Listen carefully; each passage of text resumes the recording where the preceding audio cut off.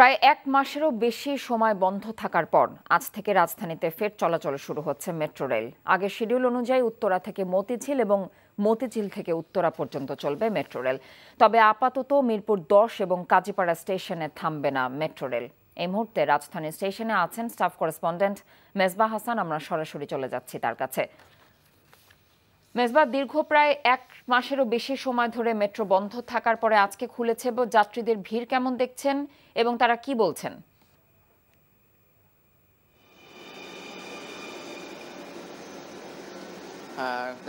দীর্ঘ ৩৭ দিন পরে আসলে মেট্রো রেলের এই যাত্রা শুরু। এই ৩৭ দিনের পর কিন্তু আজকে মেট্রো স্টেশন খুলে দিয়েছে। আমরা কয়েকটি স্টেশন ঘুরে দেখেছি। আসলে ৭:১০ মূলত উত্তরা থেকে যাত্রা দিয়াবাড়ি যে স্টেশন আছে এখান থেকে যাত্রা শুরু হয়।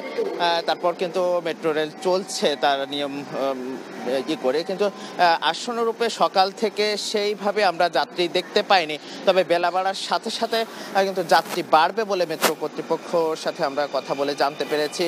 এছাড়া দীর্ঘ ৩৭ দিন যাবৎ কিন্তু এই মেট্রো রেল বন্ধ ছিল এবং তা আছে উত্তরা স্টেশনে। এখানে এই মাত্র একটি ট্রেন কিন্তু ছেড়ে গেল, কিন্তু ট্রেনে আমরা কয়েকটি ট্রেন ইতিমধ্যে দেখেছি মেট্রো রেল, কিন্তু সে আসনরূপ যাত্রী কিন্তু আমরা দেখতে পাইনি। এবং স্টেশনগুলোতে তেমন ভিড়ও আমরা লক্ষ্য করিনি। তবে বেলা বাড়ার সাথে সাথে কিন্তু এই ভিড়টা বাড়তে পারে।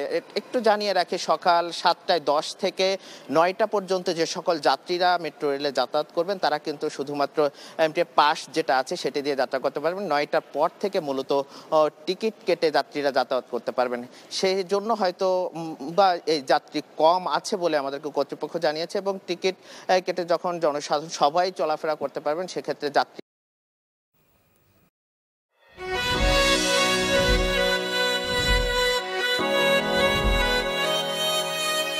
এই শুনছো, উঠো না।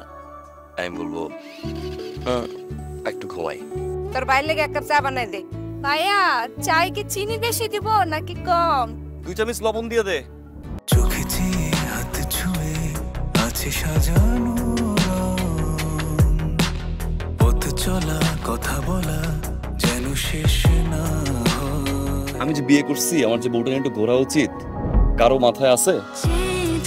থাকি পথে আসলে তুমি বুঝি রাঙা রথে বিভোর হয়ে থাকি প্রতিটি ক্ষণ।